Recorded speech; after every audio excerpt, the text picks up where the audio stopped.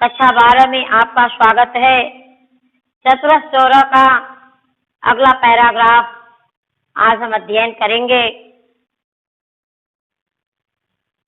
तो अगला पैराग्राफ आप देखिए। ततश्च चौरस्य और स्वसन्निधाने धृतः तक। ततश्च चौरस्य वचने राजकार्य अनुरोधेन च सा वार्ता तय राज्ञे निवेदिता। राजा च सकौतुकं चौरम आहुः अपृच्छत्। रे चौर काम विद्याम जानासि। चौरो अवदत् देव सर्षप मात्राणि स्वर्ण बीजानि कृत्वा भूमौ उप्यन्ते मासमात्रैव च कन्दल्यो तानि पुष्पाणि स्वर्णान्येव भवन्ति। रक्तिका मात्रे बीजेन फल संख्याकानि भवन्ति। तदेव प्रत्यक्षं पश्यतु। राजा अवदत् चोर सत्यमेतत्। चौरो अवदत् देवस्य पुरतः कस्य असत्य भाषे शक्तिः। यदि मम वचनं व्यभिचारितं तदा माशान्ते ममाप्यन्तो भविष्यति। राजा अवदत् भद्र वप सुवर्णम। यहाँ तक देखिए। ततः चौरस्य वचने, इसके बाद चोर के वचन, राजकार्य के अनुरोध से वह वार्ता, वह बात जो है उस राजा से निवेदिता, राजा से निवेदन किया गया। राजा कौतुकम और वह राजा कौतूहल पूर्वक चोर को बुलाया और पृच्छत माने पूछा। रे चोर, अरे चोर, काम विद्याम जानासि। कौन सी विद्या जानते हो? चौरो अवदत्, चोर बोला, देव सर्षप परिमाणानि स्वर्ण बीजानि कृत्वा। हे देव, सरसों के बराबर सोने का बीज करके भूमो उप्यन्ते, भूमि में उगाने से महीने मात्र महीने मतलब महीने मात्र भर में कंदल्यो भवन्ति पुष्पाणि च, फल और फूल होते हैं। मतलब एक महीने में ही फल और फूल होते हैं।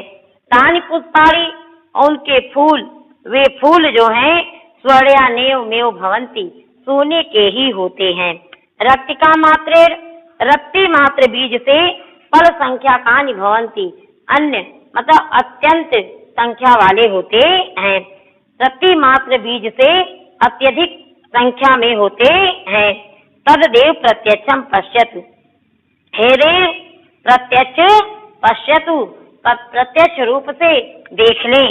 राजा अवदत्, राजा बोला, चौर, हे चोर, सत्यमेतत्, यह सत्य है। चौरो अवदत्, चोर बोला, देवस्य पुरतः कस्य असत्य भाष्ये शक्ति। मतलब राजा के सामने, देव के सामने किसकी असत्य बोलने की शक्ति है? यदि मम वचनम व्यभिचारितम, यदि मेरा वचन झूठा हो तब मास के अंत में, महीने के अंत में मेरा भी अंत होगा।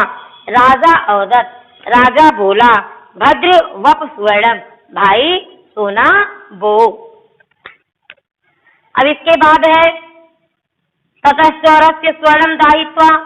इसके बाद चोर सोने को जलाकर, तपाकर, सरसप मात्राणि बीजानि कृत्वा, सरसों के बराबर बीज करके, राजांतः पुरा किरा सरस तीरे परम निगुण स्थाने भू परिष्कारम कृत्वा अभाषत। सरसों के बराबर बीज करके राजा के अंतःपुर तालाब के किनारे अत्यंत गुप्त स्थान पे भूमि का परिष्कार करके अभाषत माने बोला। इसके बाद चोर सोने को तपाकर सरसों के बराबर बीज करके राजा के अंतःपुर अत्यंत निगूढ़ स्थान पे, अत्यंत गुप्त स्थान पे भूमि का परिष्कार करके अभाषत मतलब बोला। देव क्षेत्र बीजे संपन्ने, हे देव, खेत और बीज संपन्न है। वक्ता कश्चित् दीयताम, कोई बोने वाला दीजिए। राजा अवदत्, राजा बोला, त्वमेव किम न वपसि, तुम्हें क्यों नहीं बो देते हो, तुम्हें क्यों नहीं बोते हो?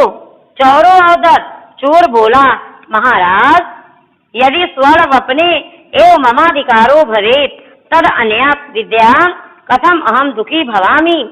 यदि सोना बोने का ही मेरा अधिकार होता तदान्य तब यह विद्या, तब इस विद्या से मैं कैसे दुखी होता। किंतु चौरस्य स्वर्णवपनाधिकारो नास्ति, किंतु चोर को सोना बोने का अधिकार नहीं है।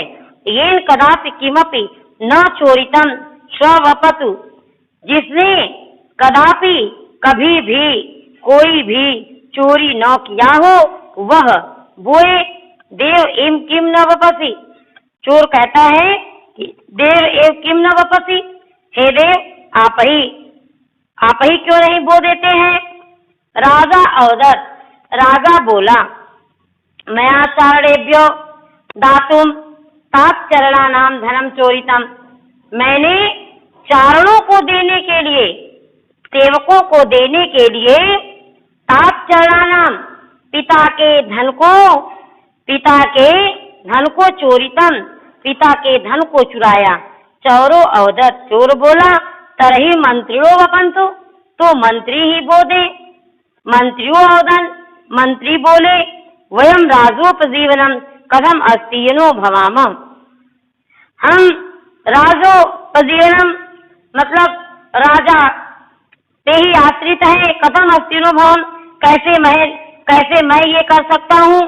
चौरो अवदत, चोर बोला, तरही धर्माधिकारी वपतु, चोर बोला तो धर्माधिकारी ही बो दे।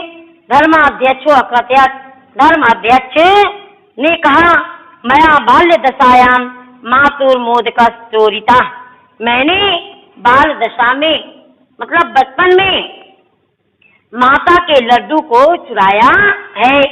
चौरो अवदत, चोर बोला। फिर से एक बार देख लीजिए।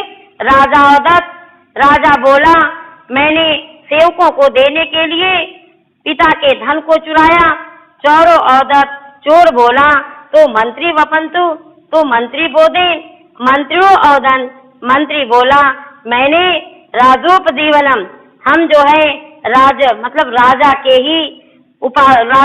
ही धन पे उपार्जित करते हैं। कसम अस्थिरो भवामम, मतलब कैसे राजा पे ही आश्रित है, मतलब कैसे हम बोल सकते हैं। चौरो अवदत तरही धर्माधिकारी वपतु, तो धर्म अधिकारी ही बो दे। धर्माध्यक्षो कथयत, धर्माधिकारी ने कहा, मैंने बाल दशा में माता के लड्डू को चुराया है। चौरो अवदत, चोर बोला, यदि युवम सर्वे अपि चौरा, यदि हम सभी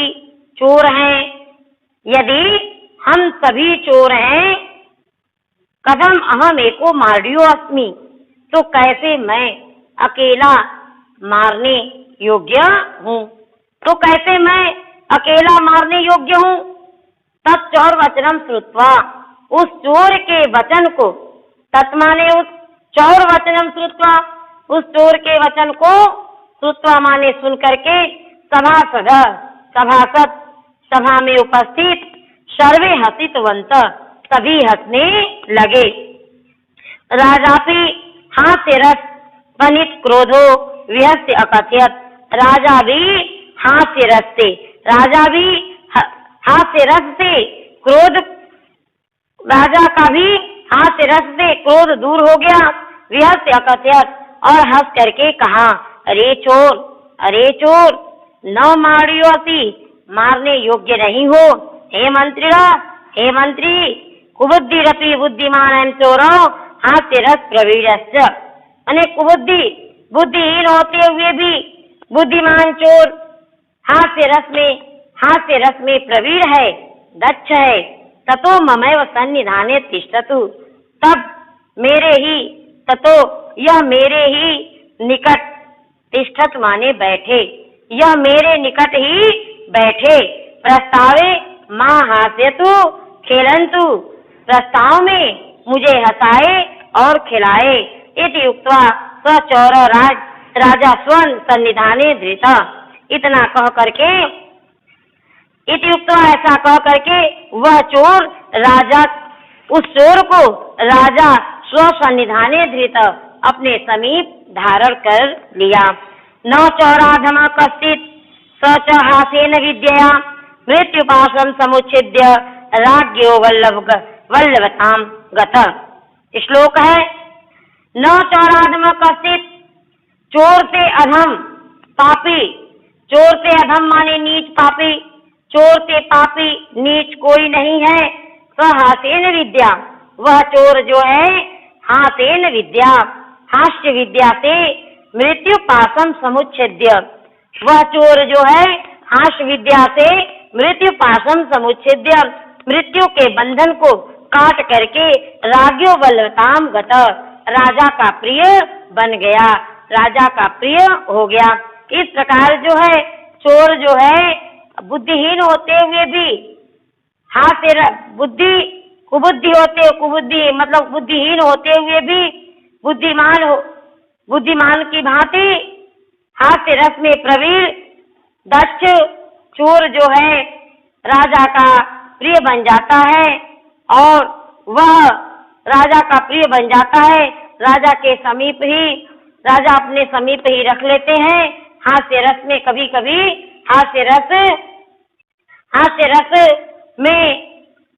हास्य रस में प्रयोग करने के लिए, दक्ष करने के लिए, सबको हंसाने के लिए, सबको खिलाने के लिए, इस प्रकार जो है यह पाठ जो है बहुत ही रोचक है। इस पाठ में जो भी न समझ में आया हो उसे आप जो है कमेंट बॉक्स में डाल दीजिएगा। धन्यवाद।